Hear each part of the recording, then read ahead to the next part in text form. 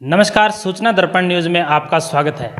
आज खास मुलाकात की कड़ी में हमारे साथ है ग्राम पंचायत मूल की ढाणी के वर्तमान सरपंच श्रीमान हनुमान सिंह जी राजपुरोहित। तो आज इनसे खास मुलाकात में बात करेंगे कि आपके कार्यकाल को लगभग 3 वर्ष पूर्ण होने को है, तो जनता की यहाँ की क्या क्या समस्या थी, इस ग्राम पंचायत में किन किन समस्याएं थी जिनका आपको सामना करना पड़ा, और विकास के तौर पे आपका क्या सिंबल रहा। तो सबसे पहले तो सरपंच साहब, हमारे चैनल में आपका स्वागत है। जी यस, धन्यवाद आपको। जी सरपंच साहब, जब आप सरपंच पद पे आए जी और जिस प्रकार ग्राम पंचायत की जो जिम्मेदारी का पद आपको जनता ने सौंपा है, तो क्या मुख्य रूप से यहाँ की समस्याएं थी? ये समस्या थी कि हमारे यहाँ देखो, एक तो ये रोड थी नहीं जी, ये नवी बनवाई नेशनल हाईवे जो है वो, और जो समस्या थी एक अभी ये डोड़ी से कोरोना, ये हम जिस टाइम हम सरपंच बने उस टाइम लगा कि अभी तक अभी ये चालू हुई है, सब पड़ी है, खराब हुई, लोगों की क्षतिग्रस्त रोड है और परेशानी है बहुत ही लंबी चौड़ी। अभी ये रोड बनी नहीं है लेकिन अभी चालू हुई है, जो विश्वास है कि बन जाएगी।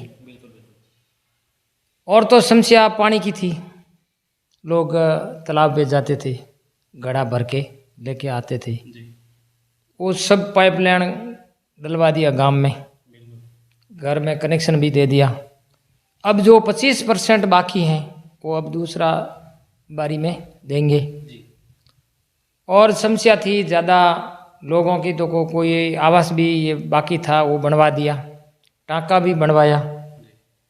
और ज़्यादा कर समस्या तो अब बताओ कि मोटी मोटी समस्या तो अभी इस साल में ये बरसात ज़्यादा होने से फसल खराब हो गई, ये समस्या बड़ी से बड़ी है। और आज पटवारी भी आ गए थे और वो अभी काम चालू है उसका, भाई हम गिरदावरी कर रहे हैं और आपको जल्दी से जल्दी वहाँ अजवा दिलाएंगे।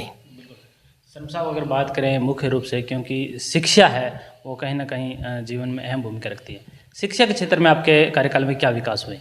शिक्षा के कार्यकाल में जो एक तो वो खेल कूद वाला हमारे यहाँ था, तो आगे बालोतरा स्तर पर खेलने के लिए गए थे, और कोई भी आगे बढ़ा कोई पीछे रहा, वो भी अच्छा रहा।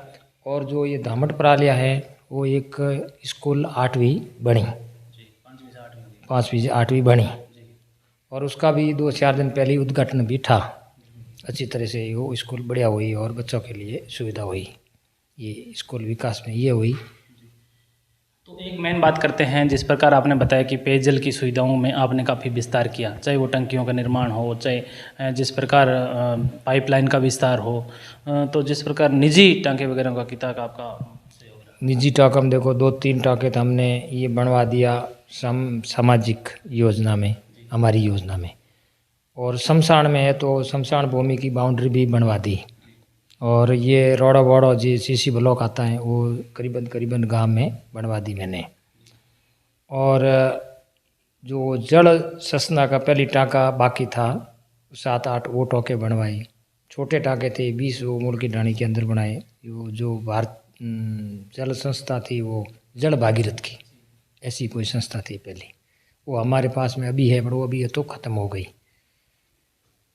ये अगर बात करें ग्राम पंचायत महिलाओं की, तो महिलाओं के विकास के तौर पे अगर शिक्षा के क्षेत्र में या रोजगार के क्षेत्र में आपका क्या योगदान रहा? देखो महिला में तब ऐसी बात है कि अभी ज़्यादा करतों को 2-3 वो आंगनवाड़ी में भी लगवा दी हमने, और पहली भी लगी हुई थी, और अच्छी शिक्षा है और वे आगे बढ़ रही है। भाई महिला भी अच्छा काम कर रही है, कोई जो लोन बान ऐसा मिलता है नहीं, वो भी ऐसा समूह ऐसा चल रहा है, ठीक ही है, बस वो तो बढ़िया चल रहा है। सरपंच साहब, एक बात करते हैं, क्योंकि यहाँ पे अधिकतर किसान निवास करते हैं, तो किसानों के हित के लिए आपके क्या विकास कार्य रहे? क्योंकि अब की बार अगर देखा गया कि काफ़ी फसलों का नुकसान हुआ है, तो क्या आपकी अहम भूमिका रही? किसानों के लिए तो ऐसी बात है कि हमारे लिए तो किसान बस ये फसल है तो ये बीमा वाली जो योजना है यहाँ पर, पानी की तो कोई है नहीं। अब हमारे यहाँ पर कोई नहर वहर ऐसी कोई आ जावे तो किसानों के लिए बहुत अच्छा फ़ायदा हो जावे, नहीं तो कोई ऐसा कुछ है नहीं। बरसात होती है तब वो फसल होती है, नहीं तो कोई है नहीं। सरपंच साहब, अगर बात करें जिस प्रकार पंचायतों का विकास है, या अब अगर बात करें विधानसभा चुनाव आ रहा है, तो विधानसभा चुनाव में अब की बार क्या रहेंगे जनता के मुद्दे? देखो जनता तो अब ऐसी चाहती है कि भाई जो हमारे हित में काम करेगा उसको हम वोट देंगे। बस उसकी तो यही हिस्सा है। हम भाई सर्कल में घूमते हैं, हम भी पूछते हैं कि भाई आप वोट किसको दोगे, तो ऐसे ही बोलते हैं कि भाई जो हमारा काम करेगा उसके साथ में हम रहेंगे।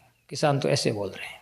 तो काम तो अगर देखा जाए तो जिस प्रकार महंगाई राहत कैंपों के द्वारा 10-10 स्कीमें कह रहे हमने लोगों को राहत पहुंचाई है, तो कैसा मतलब लोगों में इसका क्या प्रभाव है? इसका ये प्रभाव है कि जो ये बीमा बनवा दिया कि 25 लाख का बीमा देंगे, गाय का बीमा देंगे, जो जितनी 6-7 स्कीम है भाई गैस की दे, लेकिन ये खाली वो उसमें नाम हुआ है।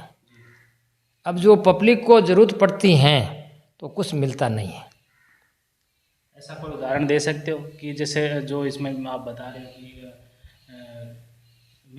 मिल नहीं रहा है कि जैसे 4-5 दिन पहले एक गाय मर गई थी, उसने मेरे को फ़ोन किया कि भाई हमारी गाय मर गई, हमको बीमा दिलवाओ।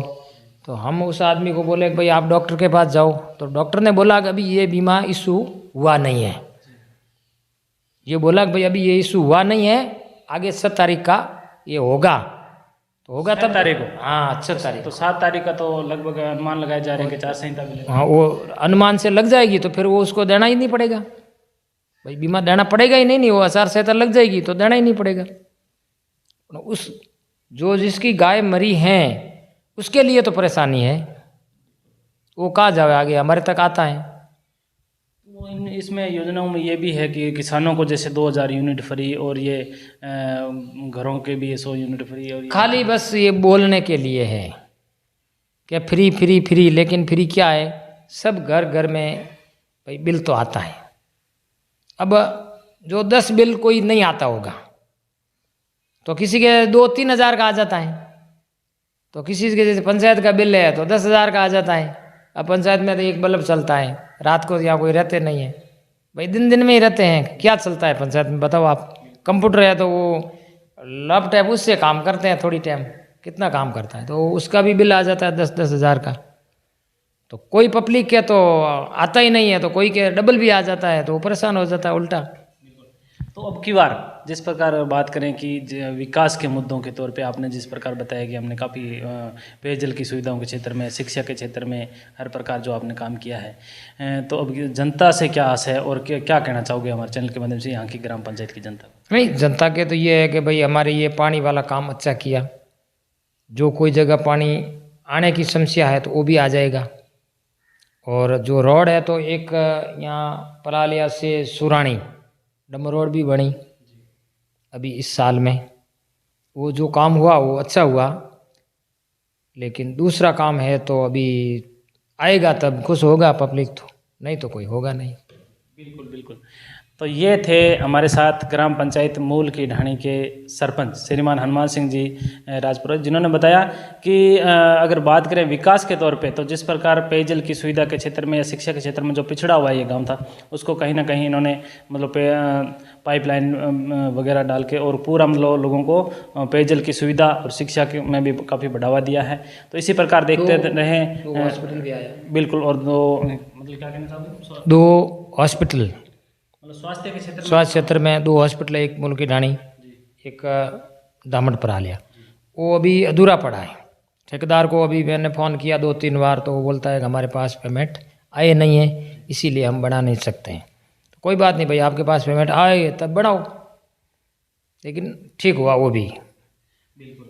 तो इसी तरह देखते रहें सूचना दर्पण न्यूज़, और हम आपको प्रत्येक ग्राम पंचायत की इसी प्रकार विकास के मुद्दों को लेके चर्चा से आपको दिखाते रहेंगे। तो सरपंच साहब 10 मिनट टाइम देने के लिए बहुत बहुत धन्यवाद। बहुत धन्यवाद।